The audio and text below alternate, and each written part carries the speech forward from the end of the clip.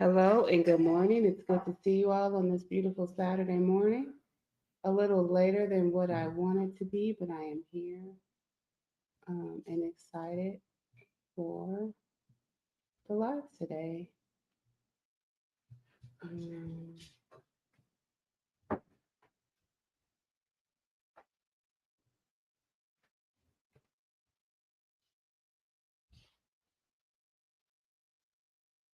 all right. So just give me some time, friends. I'm so sorry. It's good to see you this morning. Happy Saturday. I was going to be live a few hours ago, but my body does what it wants to do, and I let it. So right now we are live on in the Coca Spiders Collective on Instagram, YouTube, Substack, Facebook. I'm like, only thing that's missing is TikTok. So good morning. It's Saturday. I have been doing check-ins. Sorry, Substack. I have been doing check-ins with everyone every day, just coming in with the word of encouragement, with a practice recommendation, and always starting off with asking everyone how their body is today. What are you feeling in your body? Like my little candle and my little stuff to keep me grounded. But how are your bodies today and what's alive in your body? I always start with how's your body and what's alive in your body. Yesterday, I shared the body sensations document that we use in our collective to look at our feelings and sensations. Hey, Shifra, good to see you this morning. So just check it in. How's your body feeling today before we get into it? How is your body feeling today? Charcoal, how's your body feeling? If your body had a feeling, what would it be? Or a sensation, maybe even. If your body had a feeling or a sensation, what would it be? Um, I did not check my Substack settings this morning, and I said I would. So if my body had a sensation today, um, the only sensation I have, honestly, in my body is my throat. I keep like there's just feels like mucus here, and that just means I need more tea and I need to relax a little bit. But what sensations are you feeling in your body? Ooh, tears at the edge of my eyes. Thank you, Taj. Tears at the edge of my eyes. That's a sensation. Let me remove this banner real quick and just ask that question again. What is your body sensation in this moment? There we go. There you can see it. It's right there. What is your body sensation in this moment? Um, Shifra says, my body is begging me to heal and I keep getting distracted. What tell me more about that. Your body is asking you to heal and you keep getting distracted. What is that? What I think all of us are getting distracted. I think what's unfortunate is that we're not recognizing what's happening. I think there's a lot of dissociation and a lot of disassociation for all of us, right? Because it's like, oh, this is too much. What do I do? I don't want to be a part of any of this. Oh, tight shoulders. Thank you, Rachel. I appreciate your comment. So we got tight shoulders. We got tears at the edge of our eyes. Any other body sensations that anyone want? A headache? Oh, are you drinking water?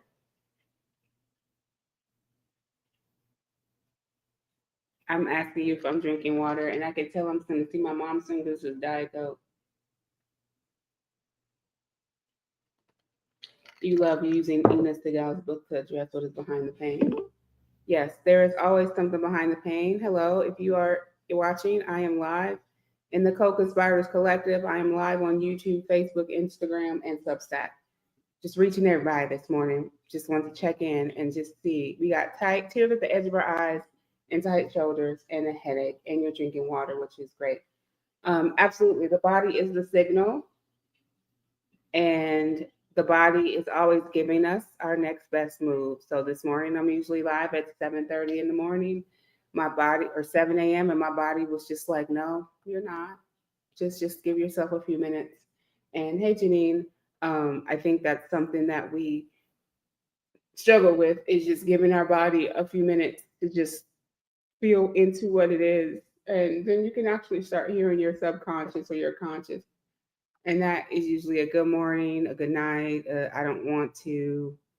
I actually watched myself today because I'm in a social media detox challenge. And I actually watched for the first time that I woke up, opened my eyes, and I went and reached for my phone. And so that tells me that I was distracting hearing myself by grabbing my device. And so it's always something interesting I notice when there's a lot happening in the world and I'm seeking something. And instead of soothing myself, I go to find something to soothe me. And I know, and I don't know if you know, social media is not going to soothe us. I mean, I know that. I hope you know that there are accounts that actually exist to soothe, but depending on who you're following, the first thing you're going to see is breaking news. And it's Monday through Friday, it's all day, it's a cycle. And it's like you want to be informed, but how can I be informed and not let it hijack my nervous system? How could I be informed and not let the information, like literally, distract me from even feeling? Because where I get concerned is when I ask where your sensations are in your body and only three people can answer, I get very concerned. I get very worried, right? Because it's like, oh, we're not even, we don't, are we here? Maybe we're afraid because in other spaces online, you can't talk about these things. But we have to start normalizing. If we're going to make it through the next iteration of liberation, we have to start normalizing the importance of the somatic practice, the multiple parts that exist within us. So we can think about it from IFS. What part is impacting you right now? What part is showing up? What part is holding you back? But the most important thing is, like you said, you have body sensation. So for the person who has tight shoulders, I think rolling, if you have access to roll your shoulders, because not a lot of people have mobility, but rolling your shoulders is a great reminder to your body that it exists. You can roll your shoulders as that reminder that you can exist. For the person with the tears that were welled in your eyes, just let yourself cry, let yourself go. Don't hold on to it. Let yourself go. I'm still like, oh, I feel my shoulders are tight too. I didn't even notice that until I started moving them, right? You have to figure out where the tension is in the body and allow yourself to touch that area, right? Touch that area if you want to. We are a touch starved society. We don't have touch. So you can touch your shoulder, you can rub your shoulders. I like to call this the self-compassion. Well, we call it the hug of self-compassion. You can't see it, but I like to do the self-compassion. We have a whole like a whole kind of like a release, right? We have a release where we open up our chest and our hearts, open up that heart chakra and just kind of release and just pull forward. And then we bring our arms up to the sky. Your palms are facing up like raise the roof when you're up here. And you're just elongating and just like letting it go. I can't control it. Just take it. It's like you're just allowing source to take that energy. And then you wrap around that self-compassion hug. Or for the person with the shoulders, like this is a good space to just feel your shoulders, to feel like, oh, I have shoulders. Oh, I have arms. I have arms. Oh, look at this. Ooh. Touching myself, I can tell that I have a lot of energy stored in my body. I have energy stored in my body. Is this the energy of the week? Is this what I've been paying attention to that's in my shoulders? But you can let that go. Like, just because the energy is there does not mean that it can not move. You know, nothing happens until something makes a move. And sometimes, like, we have to remind ourselves that we actually can move. We're not stuck. And it's hard to see sometimes that we're not stuck when we constantly feel like we are. Hey, Sandy. Hey, Sam. But we're not. We literally just need to move. We need to turn off our social media. We need to learn to sit with ourselves. And it's hard to sit with ourselves. I struggle with it too. I told you all yesterday that I started doing a candle meditation. Um, there is a specific name for it, but it literally is what I do to kind of get myself back into groundedness. So I try to have a burning candle at my table. I try to have a burning candle when there's atrocities in the world. I try to have candles for everything because the candle is the light that shines in the darkness. It is the light of hope. So, like, I need to go buy some. I'm actually going to go buy some candles. I get my candles from the Dollar Tree because that's in my budget. And I just think of, like, Sudan, Congo, Tigray, Gaza, Palestine, shootings, like, and I try to light a candle for everyone, but I have to make sure that I'm in the area where the candles are lit so I can be present for that, so I can use it as also a form of release. We held on to a lot of energy in our bodies. We held on so tightly, like we're clinging to things that we can actually find relief either through a short meditation, through it multiple times a day, or really going outside.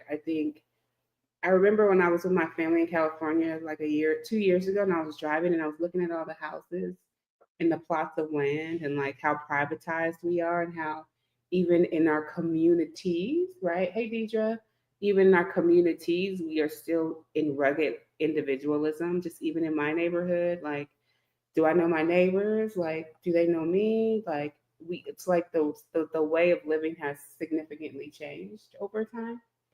And so um, it is so easy to connect, like just stuck in our bodies and stuck in our heads because there's so much we go through, and it's hard to figure out who do we turn to, who can help, and who can support, right? And so for me, when it feels out of control, I go right into what is my body sensation. And sometimes you don't even know till you move. Like, I didn't even know my shoulders were tight until someone on Instagram was like, my shoulders are tight. And I was like, dang, I knew I had something in my throat too. So I'm like, let me drink some water or let me see what this is. I'm reading Michelle saying that I have some heavy energy in my chest today. Absolutely. Like, it is so heavy. One of the things I was thinking of, like, was just packing everybody in a car later this afternoon and then just driving over to the Red Rock and just sitting there out a 45 to 1 hour drive just to sit in the middle of nowhere. There's a dry lake bed an hour away. Like, I don't know, maybe it'll be tomorrow. I'll pack some sandwiches and we'll go. Um, because the world is heavy and my heart is heavy and there's so much happening and I can't control it and I'm not remembering things and it's just a lot. And so I'm asking myself in my heart, like, how do I just keep showing up and hold it grounding presence for myself and others while also having this big goal of like these 3,000 books and asking myself, what energy am I putting behind here every day? Shout out Michelle, by the way. I don't know if you're still here. I got a gift in the mail from Michelle, Complaint Free World. Michelle, maybe we do add a no complaint challenge to this. I have 25 more days for these books, so maybe adding this complaint free world and this no complaint challenge to it would be cool too. Let me know, Michelle. We can also set up a group and do it in the like we do the social media group and the gratitude group. If y'all don't know, let me just tell y'all something. I have so many things going on. Okay, listen. I have the Hella Grateful book, Hella Grateful group. That's the gratitude group. You sign up for that. You get the gratitude book. You get the gratitude journal. We have our social media detox community and our collective group that's just trying to figure out who we are outside of social media. So many cool things. Like, I love creating. Okay, Michelle. I'm gonna make a signal chat, and then I'll add you, and then we'll just do it. We're gonna do a 21-day no complaint challenge. If you want to do the no complaint challenge with us, we're gonna be doing it on Signal. Um, me and Michelle, we're in the quantum, so we'll make some stuff up and be like, oh, let's just see how it works. I'm someone that I'll get to the end of 21 days and be like, let's keep going. Let's keep going. That's what happened in our social media group. We were like 7 days, and we were just like, that is not enough. Um, Definitely, in these times, you're like, ooh, how do I stay informed but not distracted? And so I'll make sure to let folks know in the collective that that's also what we're going to be doing is the no complaint challenge. So that'll be fun if y'all want to join in. How do you not complain? How do you not complain when there's so much happening in the world? How does the no complain challenge work? Sure. Where's Michelle? Michelle, I wish you could come live with me. I dropped you a link, but I don't know if you have time to come on the live.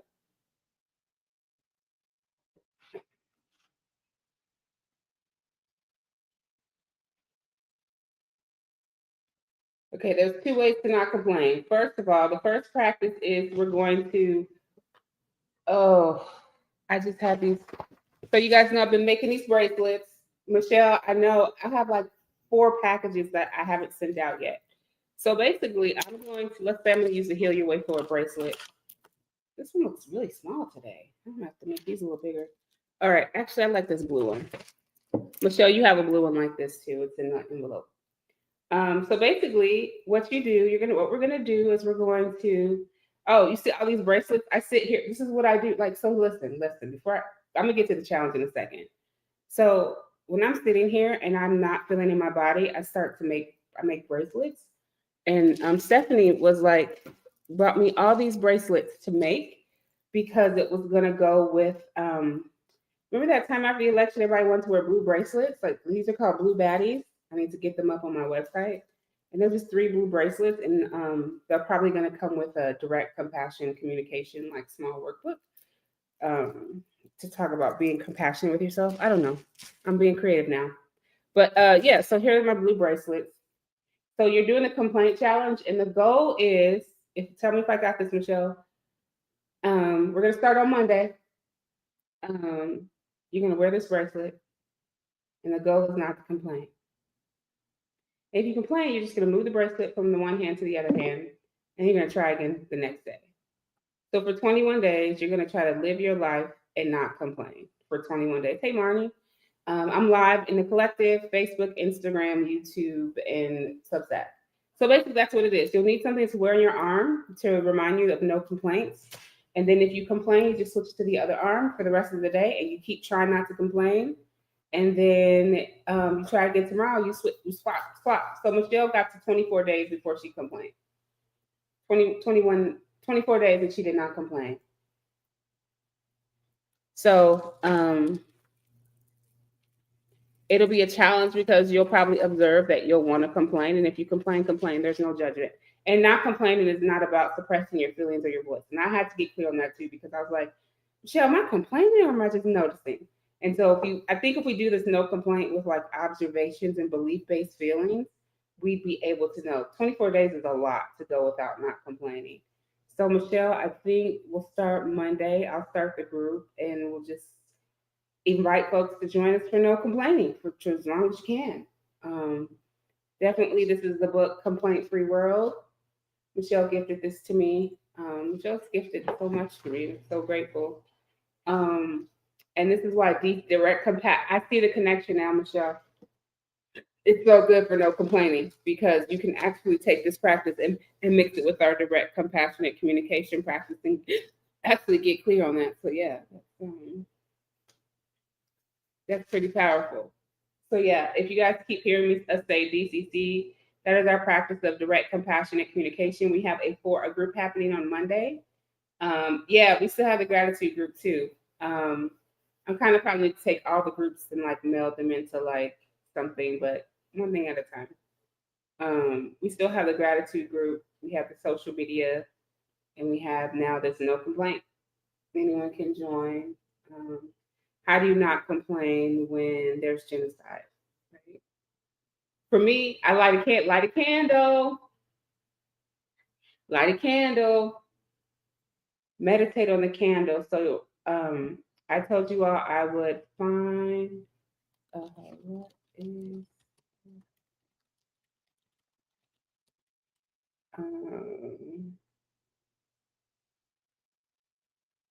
some people call it candle gazing. And supposedly candle gazing is a way to improve your mental health. It helps with focus, and it helps with memory and facial recognition, supposedly. I like to do it because it's a way for me to meditate and quiet my soul and my mind. And so literally,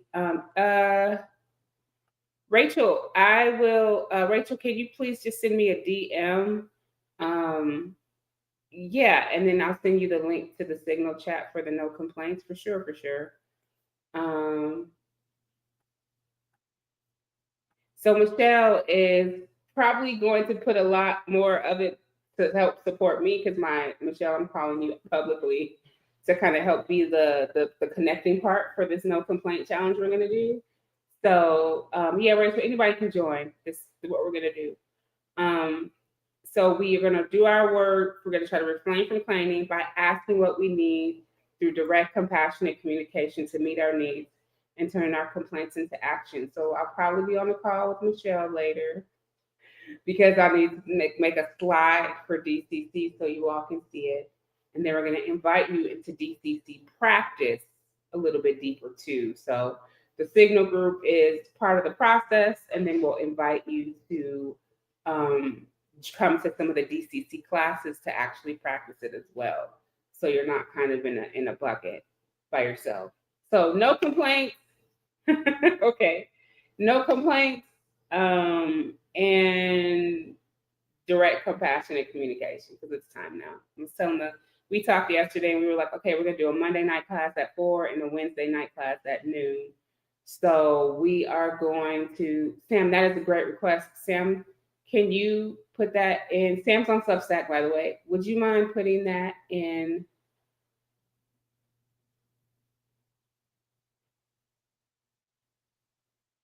Kajabi or the Signal chat and tag Jen and Mitzi and myself. So with my brain. The link for direct compassionate communication, I'm gonna put it in the Substack group chat, and believe Mitzi is gonna be having some posts on Substack too to help and videos. So yes, feel your way forward. You're gonna see more of me. You're gonna see more Mitzi. You're gonna see more Jen. You might see more of other members like Sam also writes on Substack. We're moving as a collective now. This is not the Maisha T. Hill show. I mean, if you want the Maisha T. Hill show, you can follow my personal Substack, which I do once a month. You could follow my personal platforms. After this 30-day period, I'll be more Maisha T. Hill. But the collective, we need each other, and I can't bear the labor of this collective on my back anymore. It's too much. It was too much when we were checking privilege and I was performing. Can I keep it real with y'all? I always keep it real. Tired of performing. Marnie has their hand raised. Marnie, it sounds like you want to do the no complaint challenge. No one can see you, Marnie, if you want to come on the screen. So Marnie's in the collective. I told you I'm live in like 5 places right now. Marnie also wants to do it. All right, great. So what's going to happen today is I'm going to get off of here in a minute. I'm going to call Michelle. Michelle, in my head, Michelle has already started a simple Google document. Michelle has already started the Google document. So when I call or FaceTime or Zoom with Michelle, we'll have something so people can join us in the Signal chat, and then we'll move into like, this is gonna be great. All right. Who would have thought I'd wake up Saturday and have another idea? But Michelle, so what would Harriet do? That's a whole series of lives, Michelle, wow, so much good comes. Do you see why collective community is super important? Because I could sit here and be like, oh my God, I have this idea. And Sam will be like, yeah, that's a great idea. And then Michelle's like, yeah, we'll do it too. And then all of you all now want to participate. So I don't want to tell all of you all me and Michelle's secret, but what would Harriet do is our way of being active and in action. When we tell you Harriet, we're talking about Harriet Tubman. When we need to make a decision. We just did this last week. I was like, this is it. What would Harriet do? Michelle's like, Maisha, what would Harriet do? And that is our invitation to like, what would Harriet do? What would Harriet Tubman do right now? Would Harriet Tubman be sitting around like, these niggas is fashion? Oops, don't say that word. Don't say that. This is the second time I caught myself on live using that. Y'all not black, excuse me. But Harriet Tubman would be like, are y'all just really gonna sit here and let these dudes take over, or y'all gonna do something about it? Right? Harriet Tubman was a quantum manifester. She saw a vision and she went for it. So what that tells me is, that's Maisha T. Hill, who's been doing this for 8 years, sitting in collective community with white folks, and everybody was telling me I was crazy. I bet you right now y'all seeing why it's important to sit with people of culture in community and let the people of culture do the leading, Because when it's not people of culture leading, y'all, the cliff is over there, y'all done went off the cliff. And I'm not, and yes, people of culture can assimilate and uphold whiteness and all of this other stuff. We know that, but we also know that the blueprint is if you put a perfect, the best example I'm going to give you on the corporate is Red Lobster. Red Lobster is the best example for this. Red Lobster was about to go bankrupt, and they hired a young Black CEO, and that person has turned around Red Lobster overnight. That is my corporate. That's the only one I can think of right now is Red Lobster. Which is why I say if you center Black liberation and pro-Black solidarity in the liberation movement, everybody gets to be healed because everyone gets to be healed. It's just simple. It's just the math. If you really just make it really simple for me, for my brain, I had to say, okay, wait a minute. The group of people who haven't got the reparations that always show up for everybody that has saved elections in the past, clearly that didn't happen this time. But the group of folk who are always showing up, always holding space, always being powerful, always like experiencing some form of harm, reparations, when you center that group, everyone finds their healing. Because if you keep villainizing that group and it's in people's subconscious that Black is bad, it doesn't make space for connection. But when you do the opposite, that's why when people see Black joy, they get excited. Like when you see Black people smiling and having a good time, 9 times out of 10, if you don't feel a stereotype threat, which is a bias, 9 times out of 10, when you see Black folks in their joy, you smile and like, wow, I wish I could have some of that. And someone hit me up on Threads the other day and was like, yeah, they would be excited, but they'd also be jealous, which is why they always try to take us down. Lord, it just threw me up. It just threw me out for a loop when I heard that. But that's the reality. When you center the opposite, like the upside down world, like Stranger Things, I know nothing about that, Dungeons and Dragons, but I'm curious. Because, even when I looked at Stranger Things and I started studying Gnosticism, I'm just sitting here like, what's real and what's not real? Because it is called his story, history. I can get into this, but between me listening to quantum stuff and really trying to figure out what the heart brain coherence is and how to talk about that from a liberated framework and how to bring in the indigenous practice of identifying the multiple parts of yourself that are either the shadow or the light and how to integrate that. That's what I'm over here studying right now. So I'm in my own I am coming out of a birth portal, a rebirth portal, and the next 6 months will be interesting to see how our conversation changes as a collective. But what I know for sure is 3 things that are going to, oh my God, Sam, publish that immediately. 3 things that I know that are changing for us in our collective is 1 is that we're all part of the collective. I'm a member. 2, when there's tension and conflict in the collective, we wait a few days, but we make it known. So I will be honest and say there is tension and conflict in our collective, but it's to be known. It's to be happens everywhere, not to run from it. We face it. How to really like this platform was built on no throwaway people. So how do you hold an abolitionist standpoint in a community collective, right? Without shame and blame. So it's really when I say that the imagination, like this is a different imagination. I don't I keep telling everyone I don't want a Patreon for that reason. I don't want a Patreon because then you expect me to be the expert of you or you believe in my team. I don't know, but my thing with Patreon and me is I never want to be like put in this authority like figure. This is why I step back from pastoral stuff and deacon stuff because it's like that's whoa, that is an ego trip. That's the ego trip, and I don't want that. I really want collective community. I really want to. When I think about what would Harriet do again, I think about in my imagination, what is this space supposed to be? And that's a really good prompt for me today, and maybe for all of you who are listening. When you think about Harriet Tubman, and you think about her life, if you're not reading about her life, there's a book. Maybe that's the next thing we do is the book club. Um, our book clubs are usually part of our membership. Right now, we're doing The Conjuring of America. Sam and Heather are like co-splitting The Conjuring of America. But there's one about Harriet Tubman that maybe we should do. Hoping to have the dear sis Candace on here and go. So I can center myself. There's just language that I don't want to use that people use to describe me. So as far as like, I have, yes, that is true. Michelle says on Instagram, can I hold the both and to be an authority and don't have to center myself in authoritarianism? Absolutely.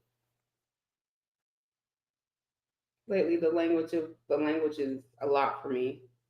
Um, so that if you're, the Harriet book is upstairs. So I will also, when I come live tonight, I will try to have that with me since we're in the what would Harriet do mentality mindset. Um, that's where we are. I just come on here to check in and see how your hearts and souls, to remind you 3K in 30 days. We got 25 days left. What can happen in 25 days left? Listen, I was on this website and I saw there's like this startup group having an event this week. I might crash their event and be like, I'm an author. Well, y'all should go buy my book. Um, Holding my little sign. Still got to go get it. That's what I'm gonna do today. So I'm so glad it was helpful, Rachel. We send me a message so we can get you in this no complaints DCC group. If anybody is interested in joining, send me a DM on Maisha T. Hill, not on Heal Your Way Forward, or send a message on Substack so that we can get you in the complaint free group. It's going to be on Signal. We are going to start on Monday. Um, and that's all I got this morning. Thanks for being here. Again, as you know, I'm on a mission to sell 3,000 copies of Heal Your Way Forward. And so if you work at an organization and your organization has a budget for speakers and books, let me know. Um, and we'll be in touch soon. So I'll be back later tonight with my second live, maybe a little bit earlier because again, there's a boxing match that I will probably be watching. So I much wish you all the best for the rest of your morning, and I'll see you all later. Bye, everyone.